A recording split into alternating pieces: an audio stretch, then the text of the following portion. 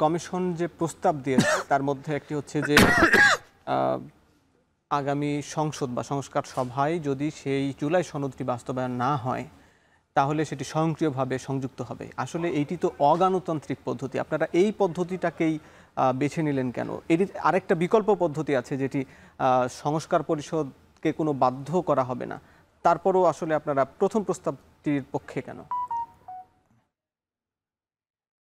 এই যে প্রথমেই আপনি বললেন এটি অগণতান্ত্রিক পদ্ধতি, এটাই একটি ভুল শব্দ। কারণ হচ্ছে অবশ্যই একটি গণতান্ত্রিক পদ্ধতি। কারণ হচ্ছে আপনি কি করতেছেন, আপনি এই সনদটাকে গণভোটের মাধ্যমে দিচ্ছেন এবং তার পূর্বে আমরা কিন্তু বারবার বলছি ডক্টর মোহাম্মদ ইউনূসই এই আদেশটা ঘোষণা করবে। আমি 1977 সালের সেই ঘটনার কথা আবার বলি, তখন কে ঘোষণা করেছিল? রাষ্ট্রপ্রধান হিসেবে মেজর জিয়াউর রহমান সেই আদেশটা ঘোষণা করেছিল এবং তারপরে হচ্ছে গণভোট হয়েছে। এবং সে কিন্তু সেই সংশোধনীটা তিনি একটা ভুল করেছিল যে পঞ্চম আবার একটা সংশোধনীর মাধ্যমে সেগুলো যুক্ত করেছিল, যা পরবর্তীতে কি করছে, কোর্ট বাতিল করে দিছে। এই জন্য আমরা বলেছি এই সংশোধন না, এটা সংস্কার হবে। সংশোধনী এবং সংস্কারের পার্থক্যটা অবশ্যই আপনি জানেন যে একটি জিনিস ভুল হয়েছে আমি এটাকে সংশোধন করলাম, আর সংস্কার হচ্ছে একটি জিনিস রয়েছে তাকে আরও কতটা ভালোভাবে আমি উপস্থাপন করতে পারি, এটাকে কত সুন্দর করে রূপান্তর করতে পারি, সেটা হচ্ছে সংস্কার। এখন আমরা কেন বলতেছি যে এটা অটোমেটিক্যালি যুক্ত হবে? কারণ আমরা তো একটা আলাপ আলোচনার মধ্য দিয়ে একটা জায়গায় আমরা পৌঁছেছি, সেটাকে পরবর্তী সংসদের হাতে আপনি হচ্ছে 2/3 মেজরিটি বা আপনি অনেক বেশি বড় দল বলে আপনি বেশি ভোট পেলেন সেজন্যই আপনি পরবর্তী সংসদে গিয়ে সেটা পরিবর্তন করে ফেলবেন, এটা তো হইতে পারে না। এতগুলো মানুষের রক্তের যে দাম সেটা আপনি দিতে পারেন?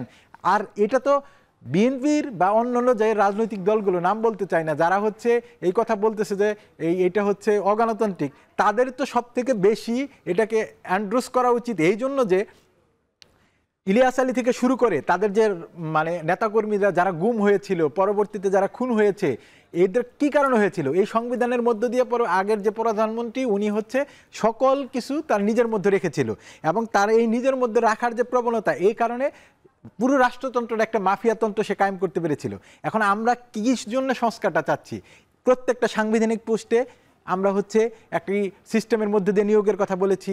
আমরা একজন মানে তারা সবাই যারা যেটা মেনে নিয়েছে, আমরা আমলাতান্ত্রিক থেকে শুরু করে বিচার বিভাগ থেকে শুরু করে প্রত্যেকটি সংস্কার কিন্তু এই সংবিধানের মধ্য দিয়ে যে 48টি অনুচ্ছেদের পরিবর্তন হবে সেটা কিন্তু এটার মধ্যে দিয়ে হয়েছে। এবং সেই জিনিসটাকেই জাতীয় নাগরিক পার্টি মনে করে কেন আমরা এখনো যে সিগনেচার, এটা আপনার মাধ্যমে বলতে চাই, আমরা যে সিগনেচার করি নাই সেটার অন্যতম কারণ হচ্ছে যতক্ষণ পর্যন্ত না এটার আদর্শ হচ্ছে ততক্ষণ পর্যন্ত এটার সাংবিধানিক আইনে ভিত্তি পাচ্ছে না।